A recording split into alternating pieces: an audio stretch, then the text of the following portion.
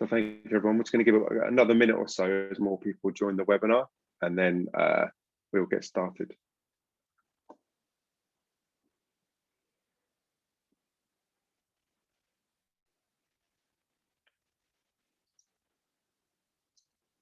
Okay, great. So thank you, everyone, for joining this special webinar that we're running with Aparito, with a few of our colleagues today. So today we're going to be talking about a project which we're involved in, which was discussing and analysing the data gathered from athlete Pip Hare during a 95-day non-stop sailing race, the Vendee Globe. And we did that to discover the impact it had on our physical and mental well-being. So I'm absolutely delighted to say we were joined by a great group of panelists. We have, first of all, a colleague of mine, Sandra, who is a data scientist at Aparito. We have Greg Potter, who is the co-founder and chief science officer at Resilient Nutrition, who was involved with this project. There is Lou Adams, who is the campaign manager at Pip Hare Ocean Racing. And we're absolutely delighted to say that Pip herself has been able to join us to talk about her experiences of taking part in this project. So I'm going to hand over now to Sandra, who's going to get started and give us an overview of the project and the webinar. Thank you, Sandra.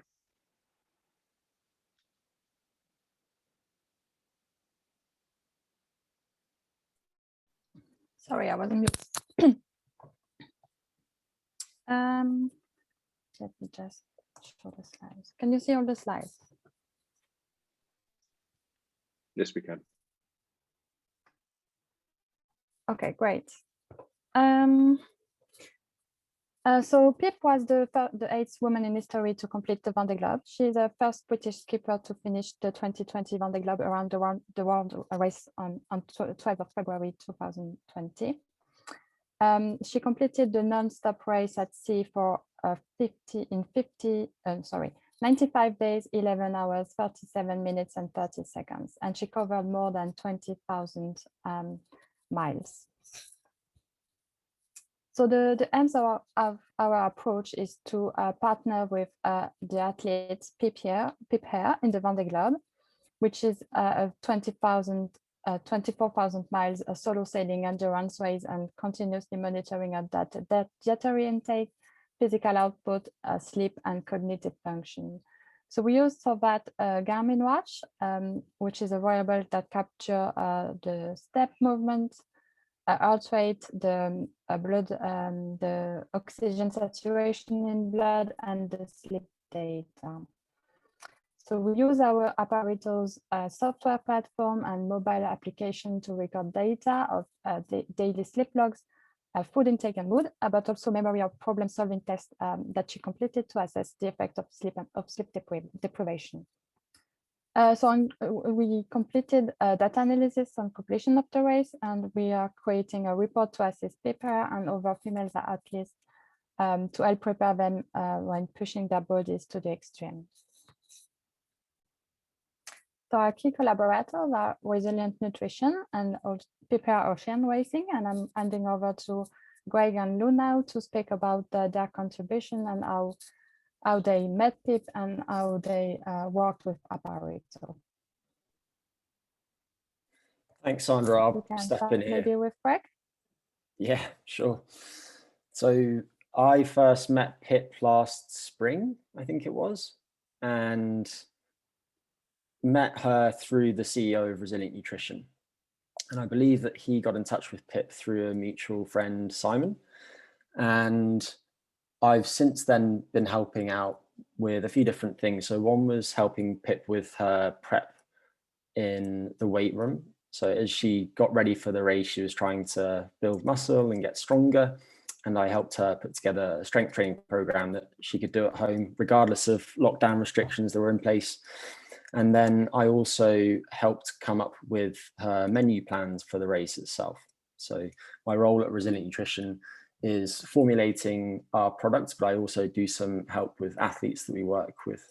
And I'll speak more about the menu plan later. And from my perspective, I haven't had the chance to catch up with Pip just yet, but we're all hugely proud of Pip and everything that she's accomplished. And it's been so impressive because not only has she been incredibly competitive, especially given how old her boat is relative to the others and so on, but she's managed to do so much beyond just competing in the race itself in terms of growing her following, sharing her story on social media and through her blog and so on. And I know it's been a real team effort your end, but it's just been wonderful to watch it. So I'll now pass over to Lou. Thank you. I've just been told, Lou tells me what to do. I've just been told I'm introducing myself. So I guess what it might be helpful to do is just frame the Vendee Globe for a few people who are watching. It's raced every 4 years. In the whole history of the race, fewer than 120 people have ever finished it. And we've got this wonderful statistic that more men have walked on the moon than women have finished the Vendee Globe race. So it is, you know, in terms of an endurance sporting event, it is one of the toughest on the planet, because we as athletes are required to perform for 3 months, 24/7.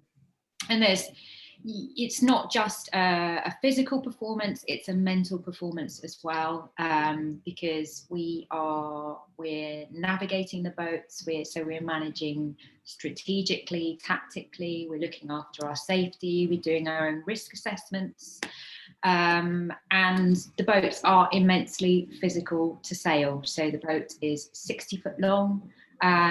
With all of my sail up, I've got close to 600 square meters of sail, which would cover 3 tennis courts. So there's a massive physical demand on a person when sailing a boat like this.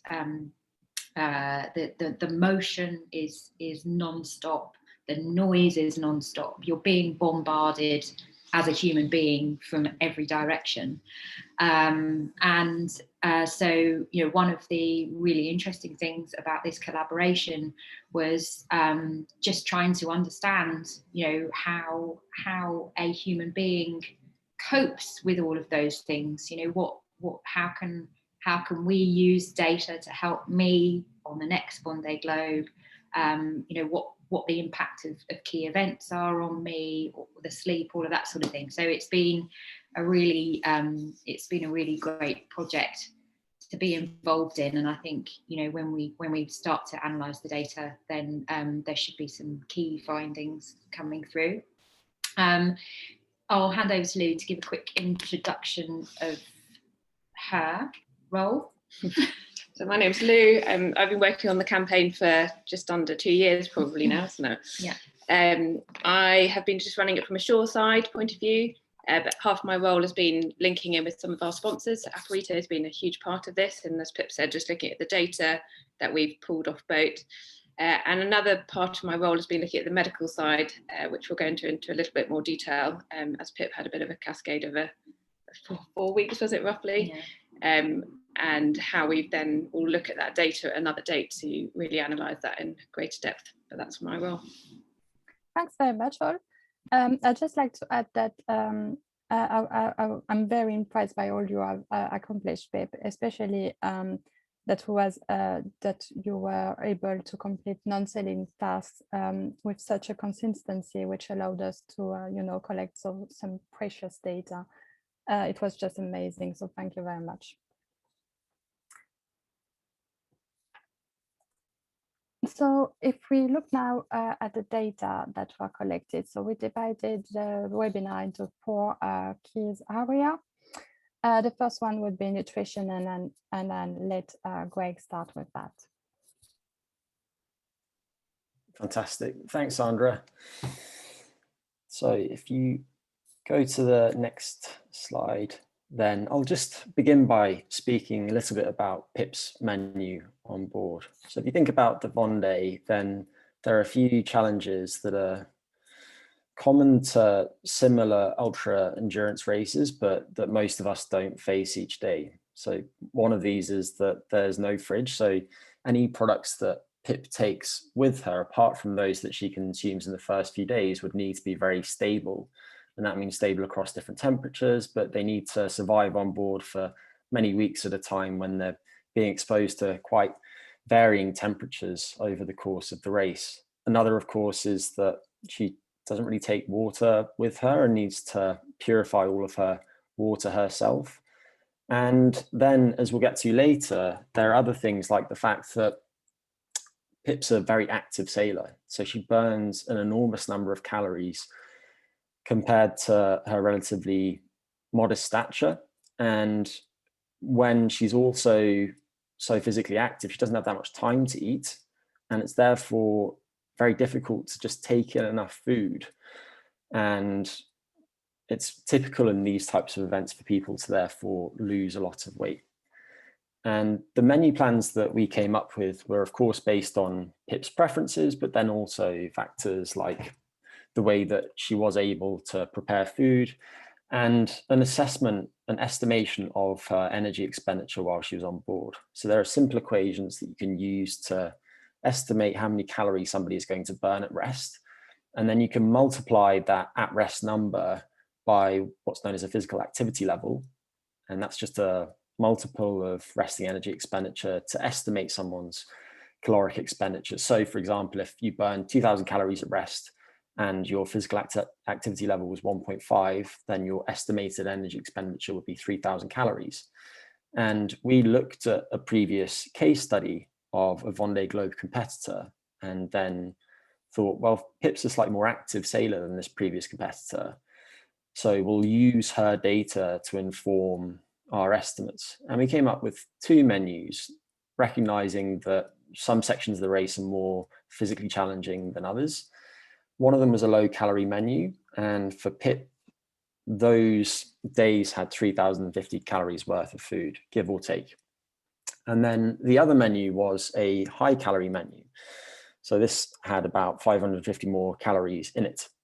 And in each of these menus, if you go to the next point, I tried to construct the menu such that there were at least 1.6 grams of protein per kilogram of Pip's body weight. The reason being that it's very important to try and hold on to your fat-free mass, so your muscle mass and your bone tissue and so on, as you compete in a race, so that you can hold on to as much physical strength as possible. And protein seems to be especially important to retaining that type of body mass. If you go to the next point, I also tried to include at least 15 grams of fiber per 1000 calories in each menu. Fiber is important to lots of things, including things like appetite control, but also it's key to digestive function in general and staying regular. And when you're consuming lots of stable foods, such as freeze-dried meals, these are often quite low in fiber. So there's a tendency for athletes to get quite blocked up over time. If you go to the next point, Sandra. So on that note, Pip's menu is based on a variety of different things. So at the start, she had some fresh food, so things like apples, but for the most part, she relied on freeze-dried meals, which she could add hot water to, and a variety of very stable snacks. So one of those was a product made by Resilient Nutrition named Long Range Fuel, which is a nut butter based product. And one version has caffeine, and those were planned for early in the day to boost Pip's alertness and help with her physical function. And another version has something called ashwagandha, which seems to help people cope with stresses. And Long Range Fuel made up about a third of the calories in her daily menus. But her other snacks included things like freeze-dried fruits and small portions of canned fish from time to time too. And if you go to the next point, Pip also took some supplements. And then if you go to the next couple of points, sorry. And these included a multivitamin and multimineral. One of the issues with relying on freeze-dried meals is that it's not like consuming fresh food. So you might not meet your vitamin and mineral needs necessarily. So using a multivitamin and multimineral is a simple way of trying to address this. And then Pip also took an iron supplement. And that's in part because she sometimes has quite low bodily iron stores, but also this type of race might slightly increase iron demands. So she took that with her too, just in case. And we go to the next. So looking now at some of her data, Pip kept food diaries each day. So she had a series of different bags containing a day's worth of food, and each day she would log what she consumed. And through that, we could plot her intake over time. And what we see here is that there are substantial fluctuations. So very early in the race, for example, her energy intake was quite low. And if you go to the next slide, Sandra, then we also know, based on some of Sandra's analysis, that her daily energy expenditure, so the number of calories that she burned, and that's heavily dependent on her physical activity, varied a lot each day too. And we can look at these two things together if we go to the next slide, and thereby look at energy balance. So the difference between how many calories Pip's consuming and how many calories Pip is burning. And this is perhaps the most informative of the slides, in that it shows that early in the race, she's in quite a strong negative energy balance. So she's probably burning a lot more calories than she's eating, and is therefore likely to be losing weight quite rapidly. But then over the course of the race, that difference between her calorie intake and her calorie expenditure does vary quite substantially. And then Sandra also did an interesting plot in which she looked at cumulative caloric deficit over time.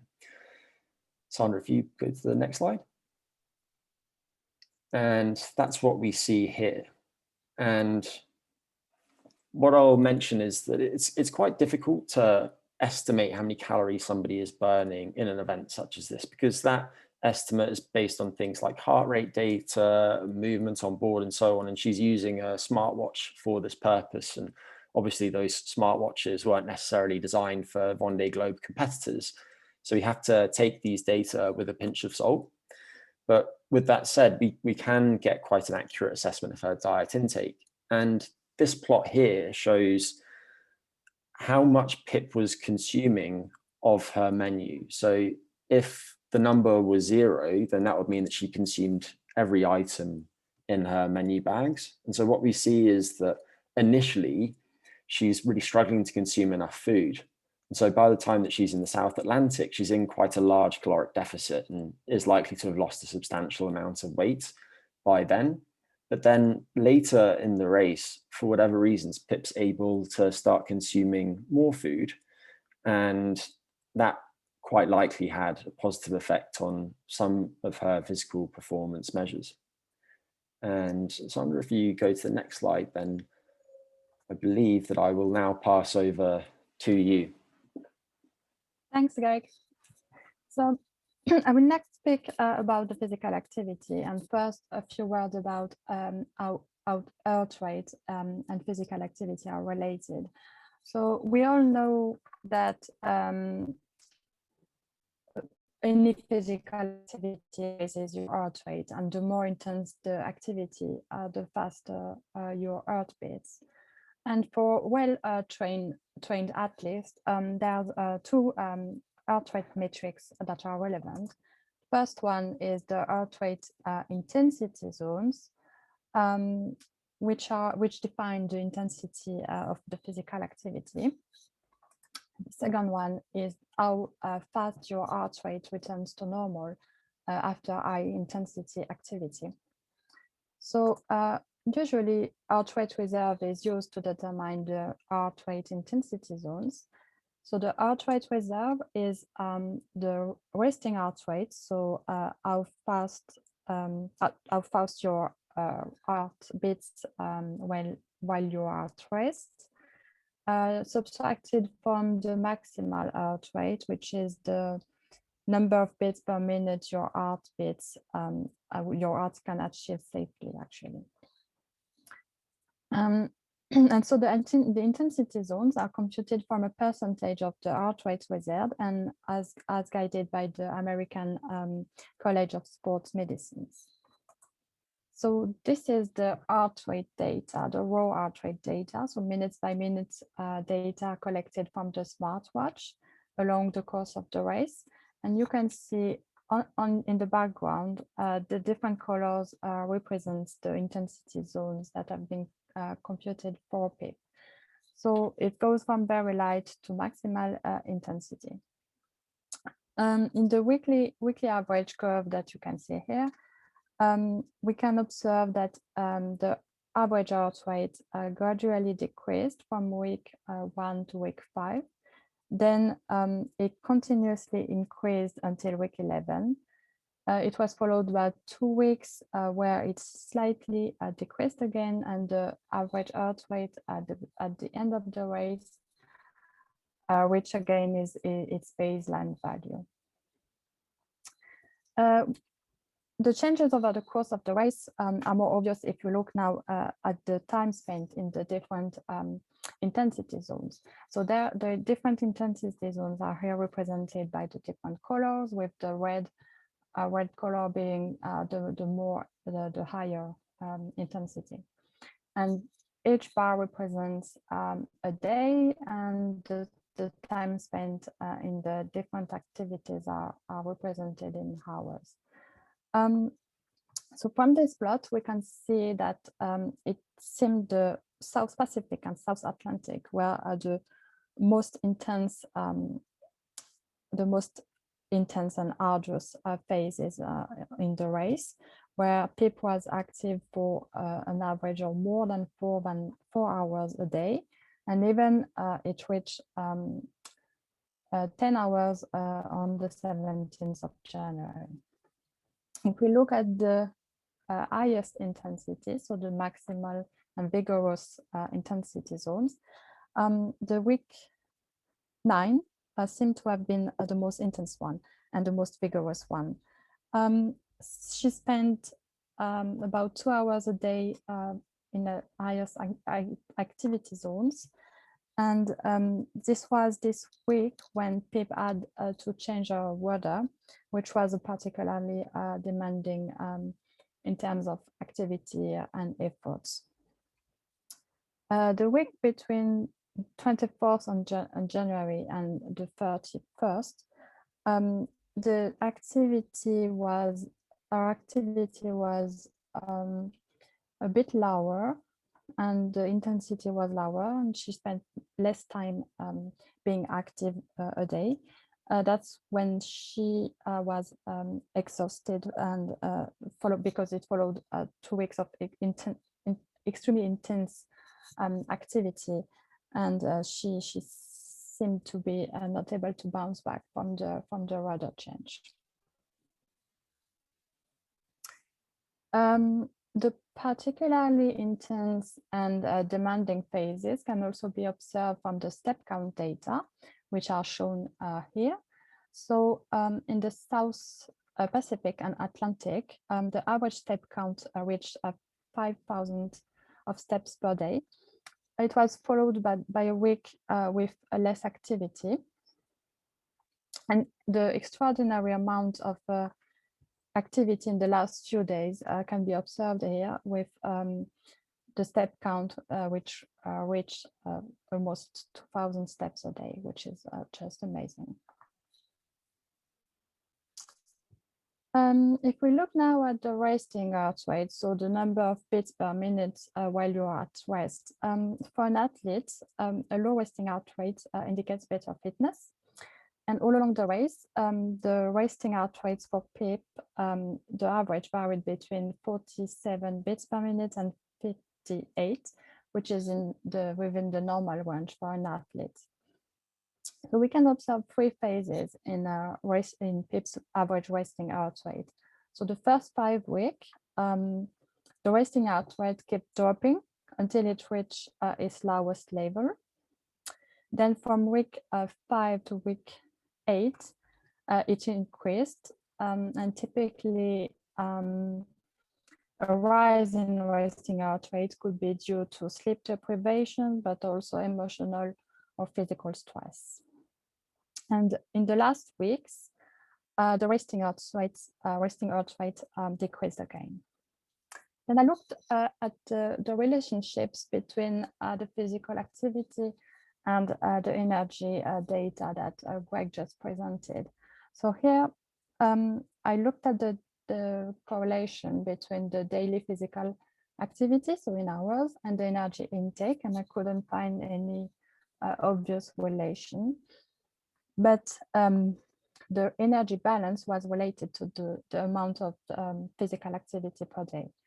So the more active Pip was, the lower the energy balance was, and thus the higher the calorie deficit was. I think, and Greg can correct me if I'm wrong, I think that this is a relation that is expected, because in the more arduous phases, the energy expenditure is higher, and thus the energy balance is lower. And I looked at the same kind of relationship between the resting heart rate and energy balance and energy intake. So for the resting heart rate, there was an interesting relationship between resting heart rate and energy intake, where the lower the resting intake, the higher the food intake. So maybe Pip was more likely to eat when she was less physically stressed. And I think, yeah, I'll hand over to Greg again to talk about sleep and the cognitive function. Fantastic, thanks, Sandra. And just to mention one other thing that's relevant, Pip, as is typical in these events, lost a substantial amount of weight. She lost about 7 kilos between the start of the race and the end of the race. And it's quite possible that that weight loss played some role in her declining resting heart rate over time, because you tend to find as people lose weight, the resting heart rate drops too. But if we move now to sleep and cognitive function, then I'll just first mention some of the things that we know about how sleep affects us. And we first consider physical health, then there are many studies showing that sleep really influences all aspects of our physical health. And we can think about this in many different ways, but one thing that you might consider is what some people call cardiometabolic health. And that's things like how effectively the heart works, but also how well the body disposes of the nutrients that it consumes, how effectively it regulates its appetite, and all those different things contribute to a risk of various different health problems over time. And just to give a couple of examples of this, Sandra, if you just click a couple of times, thanks. Then we know that people who report short sleep relative to other people have a higher risk of going on to develop diabetes and various different types of cardiovascular disease over time. If we then consider immune function, then there's a lot of evidence showing that if you reduce how much time in bed that somebody has, and they therefore sleep substantially less than normal, then various different aspects of immune function are compromised. There have been studies in which people are administered rhinovirus, which is one of the cold viruses, up the nose, and how much sleep they get around the time that they're given that virus will influence the severity of the symptoms that they experience. And relevant to all of us right now, it's also clear that how much sleep and the quality of somebody's sleep around the time that they're vaccinated will influence their responses to that vaccination, how many antibodies they produce against a given pathogen. And then sleep is also important for things like reproductive function too. And we might not speak about that today, but that's very relevant in this type of environment, because typically what you find over the course of ultra endurance events is that reproductive function becomes compromised. So an athlete who was previously menstruating might stop menstruating and end up in an amenorrheic state. And Sandra, if you click the next one, it's also very important to brain function and mental health. And if we just pull up the next couple. And we can think about that in a few different ways, but in terms of cognition, there are a few different important dimensions. There is how effectively somebody can attend to something. There are things like somebody's reaction time. There's working memory, and there's the ability to plan, carry out, monitor goal-directed behaviors. And in the case of Pip, Pip was very interested in looking at a couple of different things. So one was her numeric memory. So how well Pip can remember numbers is important to her ability to perform on the boat. And another one that we were all keen to look at was her ability to solve problems. And so Aparito developed an app that contained some cognitive tests that Pip used periodically on board. And then sleep's also very important to psychological well-being. So people who report sleep difficulties, insomnia, for example, are substantially more likely to go on to develop mood disorders such as depression and some related pathologies such as anxiety syndromes in years to come. And then one thing that I'll mention is that there are different aspects of sleep health. People often focus on sleep duration, getting enough sleep. The recommendations for most of us are 7 to 9 hours per night. But there are also important variables such as sleep quality and sleep timing, and then also the variability of some of these different sleep parameters. And so in this particular study, we looked at sleep duration, and we also looked at something known as sleep efficiency, which is the proportion of time that somebody's in bed that they're actually asleep. And Pip didn't have a bed on board, but it would be the proportion of time that she's trying to sleep that she's actually asleep. And Sandra, if we go to the next slide. And obviously it's difficult to sleep when you're on a boat, and there are various variables that can challenge sleep, including things like the motion of the boat, fluctuations in temperature, and in the case of Pip, ultimately things like being stung by a jellyfish. They don't make sleep particularly comfortable. So looking now at her data, the graph that we see here plots her hours of sleep over the course of the race. And the squares are her weekly averages. The grey bars are before Pip was giving data about how well rested she felt. And then the blue bars show how well rested she did feel. So the darker bars indicate that she felt not so well rested, and the lighter bars indicate that she felt very well rested. And what we see is that Pip slept very little on board. So the highest 1 week average was still less than 5 hours. And for most people over time, that's going to lead to some of the negative consequences that I mentioned earlier. But something that I'll add is that people respond very differently to insufficient sleep. There are some people who seem to cope very well with not getting enough sleep. And I suspect that Pip is actually one of these people, because she managed to be incredibly cognitively lucid well into the race, for example. But sleep loss is a stressor. And so all of these different things, as they accumulate over time, are likely to have some negative effects on biological function. And if we go to the next slide. One thing that Sandra looked at was how well rested Pip felt relative to how much sleep she got. And unsurprisingly, when she got more sleep, which is shown on the x-axis here, she felt that she was better rested. And if you go to the next slide. And then I also mentioned sleep efficiency earlier. And what we see here is that Pip's sleep efficiency varied between about 75% and around 90%. And to put that into context, if you're an adult between the age of maybe 18 and 65, then a healthy sleep efficiency is typically considered to be one of 85% or higher. So Pip's sleep efficiency during this time is generally relatively good.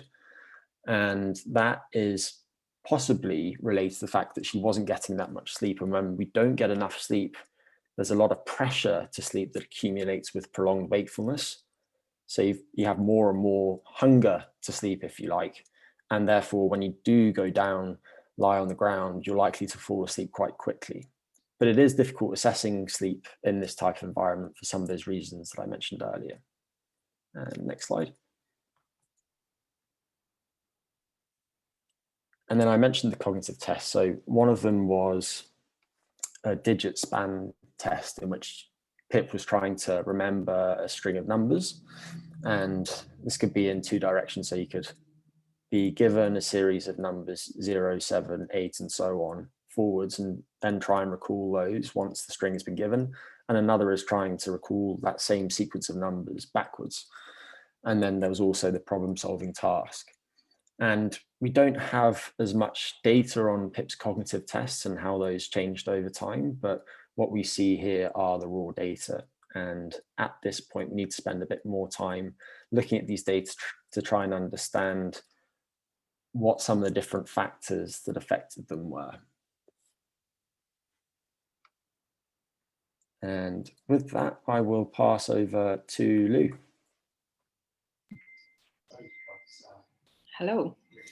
Yeah, so just going to really briefly talk about Pip's medical challenges that she had in the final 4 weeks of her race, really, which was a bit of a cascade of events that started from a rarity of a jellyfish sting, which we managed to diagnose as she had a lot of water wash over the bow of her boat, along with plenty of jellyfish.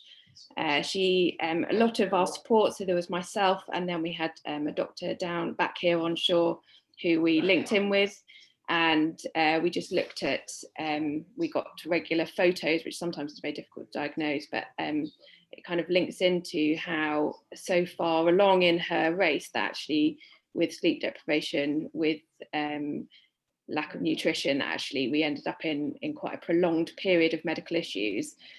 So we started with a jellyfish sting, which seemed quite simple at first, but then she ended up having an allergic reaction to it, quite bad erythema and oedema, that basically were the environments that she was challenging to sail in, with salt water and the heat at the time. It took a long time for her to get over that. Subsequently, she also sustained some chemical burns from an accelerant on board, which we didn't realise at the time, but after treating her with a week long of steroids and recognising that her limbs were still quite scarred and blistered, it wasn't until then we realised it was an external factor. And as you can see from her data that Greg's just gone through, at the same time, it was really difficult for her to sleep due to the pain that she was in.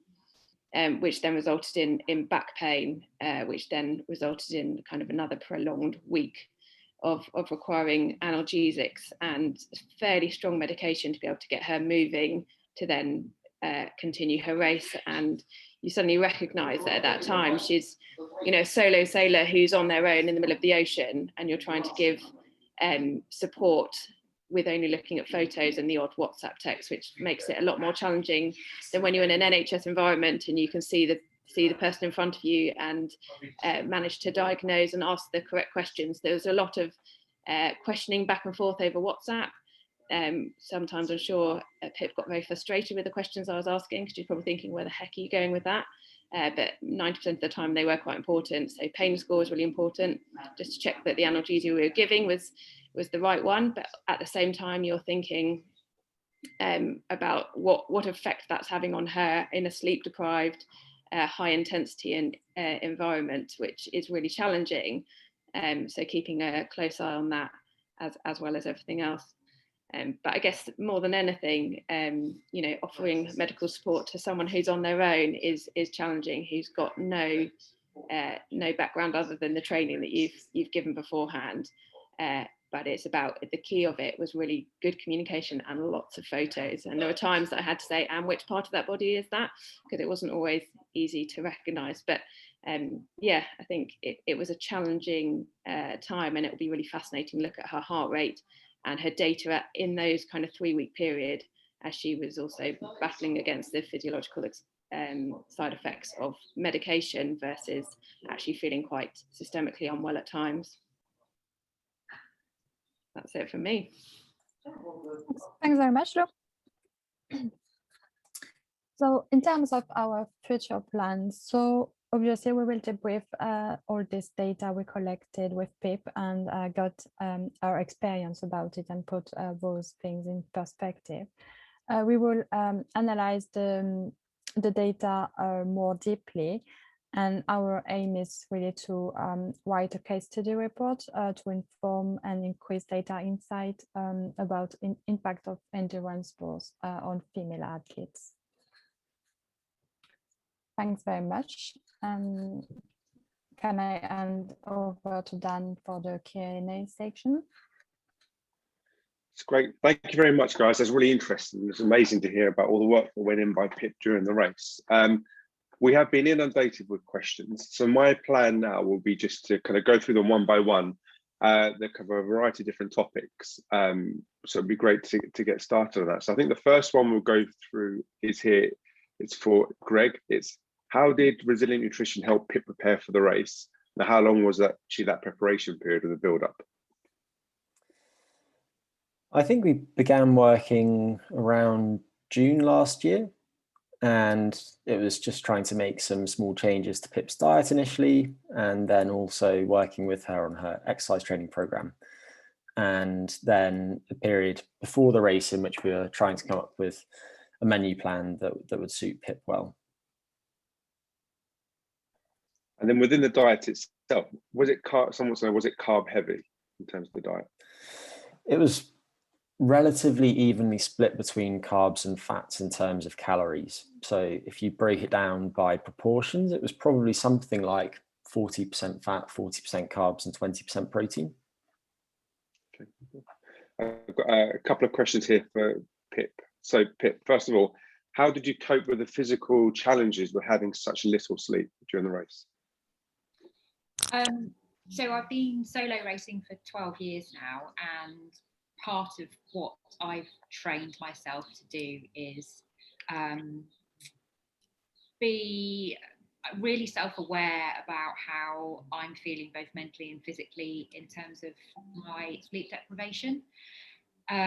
So you cope with little sleep because that is the nature of the sport, and I have trained to do that. So I'm used to those circumstances, both mentally and physically. But essentially you kind of have a red line, and your aim is never to dip below the red line. And so you're constantly asking yourself, how close am I to the red line? How do I feel? How prepared am I? And my job as an athlete is to make sure that I'm banking sleep at any good opportunities, and then when I'm in the thick of it and I can't have a huge amount of sleep, then I'm taking strategic naps to keep me away from the red line. So I dip towards it and I'll pull myself out and dip towards it and pull myself out. But all the time you just have to be incredibly self-aware, and also be able to understand what is the most important thing that both me and the boat need in any given moment. That's really interesting, because it touches on what Greg was saying. You seem to have a natural resilience to having a low amount of sleep. If someone wants to know, do you think that's something that could be trained for, Greg or Pip, or do you think it's just a natural ability? No, I think, well, my experience is that you can train for it. I think the difficulty in getting yourself to that state is that you have to go through. So when I first started to strategically nap, to solo sail, then I think the first 2 weeks that I spent at sea on my own on my first ever solo transatlantic were hell on earth. It was like being tortured. It was absolutely awful. I felt sick, disorientated. I lost my memory. It was like being being tortured essentially. But then I broke the back of it, and I learned both subconsciously, I think, and consciously how to deal with it. And from now on, I'm able to replicate that and build on that and learn from it. But I think a lot of people fall at that first hurdle because they can't push themselves through that intensely difficult period to start off with.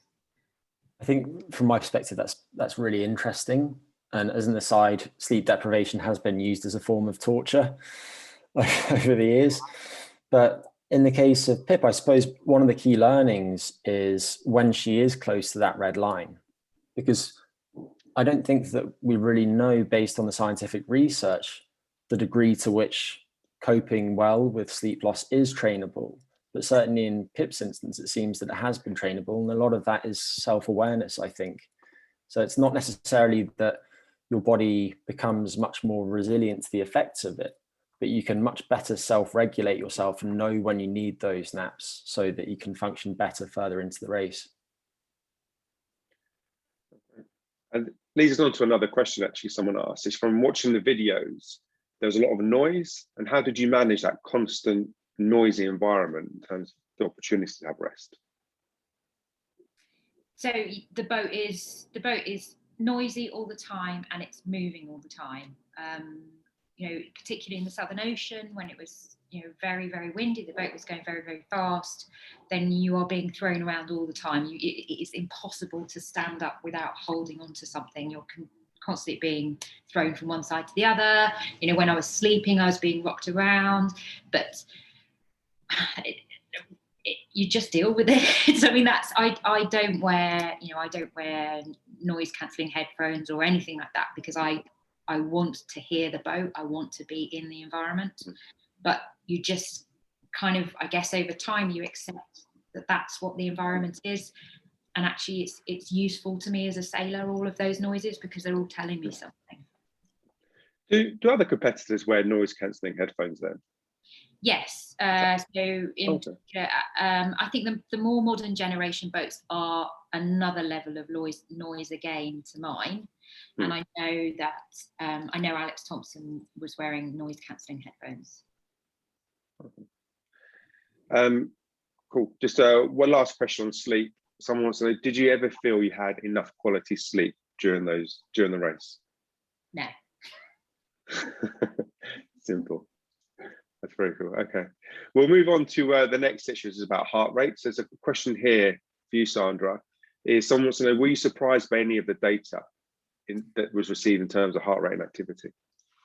I think the most surprising was both days with extremely intense activity and where the heart rate was in the very highest, you know, vigorous and maximal zones. So it must have been very, very exhausting for Pip. And have you had a chance to look through the heart rate data, Pip? And is there anything there that you remember in terms of seeing any spikes? No, I haven't reviewed the data to date, but so I was communicating, you know, when I had a significant event, then I was communicating to the team on the shore so that they would know, you know, when they would be able to tag, you know, those events with my heart rate data. But I haven't had a chance to review anything yet. Okay. There's a question here about your prep. Did you feel physically prepared when you got on the start line? And was there like a taper period from your training to starting the race? So I think I didn't feel physically prepared, but that was kind of the nature of my campaign. I started mid-cycle, so it's a 4-year cycle to do the Vendee. I started mid-cycle, having never sailed in IMOCA before, and for the first year and a half, basically ran the campaign pretty much single-handed, just doing, you know, I was not the athlete, I was everything else as well. And you know, there is a toll, there's always a toll, you have to give something up, and you know, I would have loved to have put more effort and energy into my own physical conditioning. I think we did the best that we could in the time frame we had, but inevitably, the closer we got to the race, the more I needed to do, the less I was able to focus on myself, because, you know, there's this physical package of a boat that needs to be delivered to the start.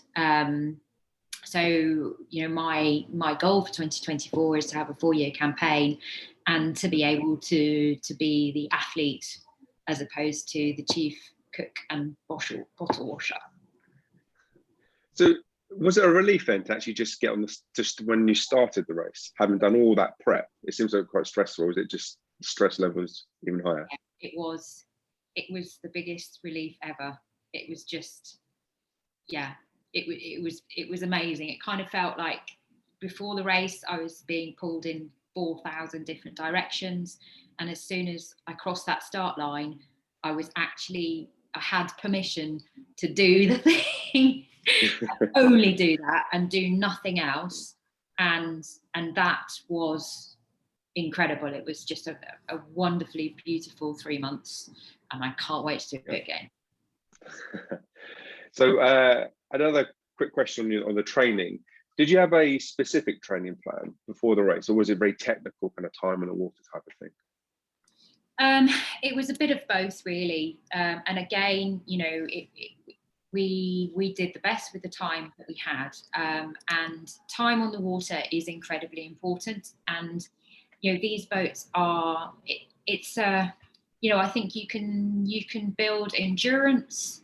I wasn't helped with I normally run, that's my thing. I do a lot of running, and that builds this solid endurance fitness, which really complements solo ocean racing.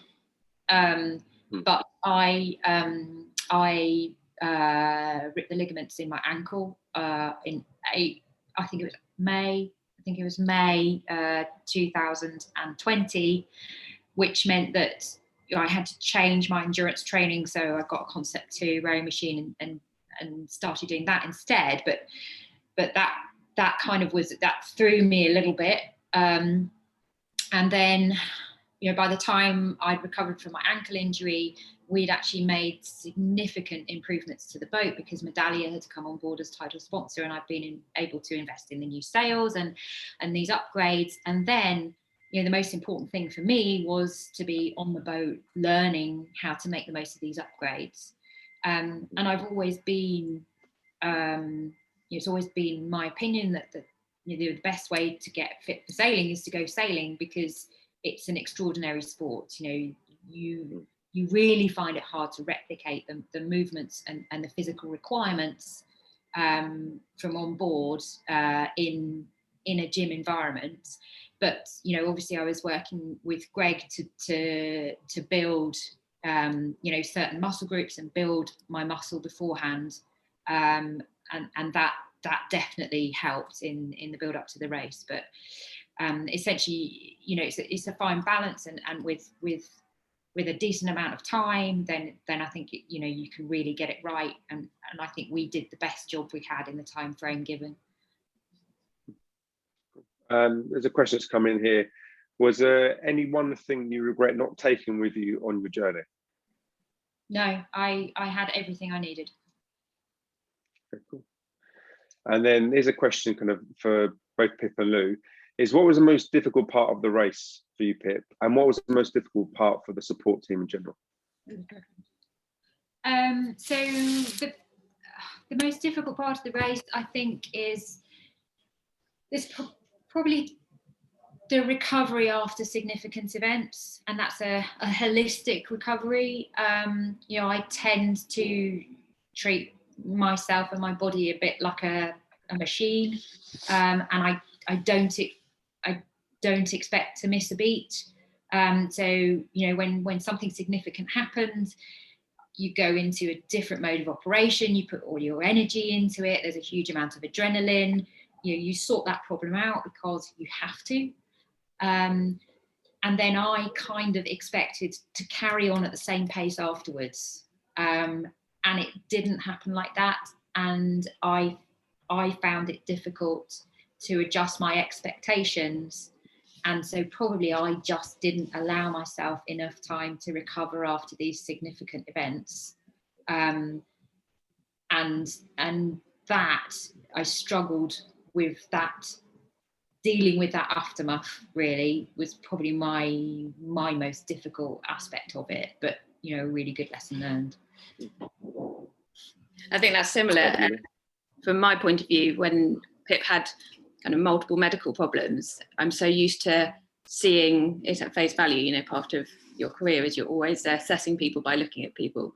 You're relying on someone telling you fully the truth, and also giving you reliable information on how they're feeling. And I think, you know, it was a cascade of events. It never seemed to, I got to a point thinking, well, we've done jellyfish and we should be able to get at the end of it. And then there was something else and something else. And I think the hard thing from a support point of view is when you're not actually seeing someone able to really assess them and reassess which what you're so used to doing, and you're limited to what you've got on board, it definitely makes it more challenging. But we got through and she's live, so we're all good. That's great. One of the final questions that's come through in the Q&A from attendees is, how did you manage to stay positive through the difficult events, like when the rudder broke? Because you have to. You know, that's one of the reasons I love this sport so much, because it, you know, it gives you no choice. It backs you into a corner. You kind of just, this has to work. It's got to work, because there isn't actually another option. You're in the middle of the Southern Ocean, you know, closest to Point Nemo, which is closest to the International Space Station than it is to a continental landmass. You know, there is no one there to help you. One of the things I'm really happy about is how we prepared the boat and how we mitigated against all of the possible risks that could happen. And so, you know, you go out with the belief that you can tackle everything that happens. And then when these significant events happen, you have to stay positive, because if you're not positive, then you're not going to sort it out. Mm-hmm. Oh, wonderful. So those are the questions for the attendees. I'm not sure if Greg or Sandra or Lou have any questions they want to ask Pip or ask each other. Not for me. No? Okay, guys. Well, thank you for joining us. It's absolutely fascinating to hear the amount of work that went into obviously prepping and planning for the race, and the data that's come through. And I know from Aparito's perspective, we're really excited to get everything written up and go troll through the data. And for the 2024, hopefully we'll be able to work with you all again as you plan the next adventure, which sounds very exciting. Brilliant. Well, thank you all, because it's been great working with you, and I'm really looking forward to see where we get with the results. That's great. Okay, thank you everyone. Thank you for joining, and thank you for joining this webinar hosted by Aparito Nutrition. Thank you everyone.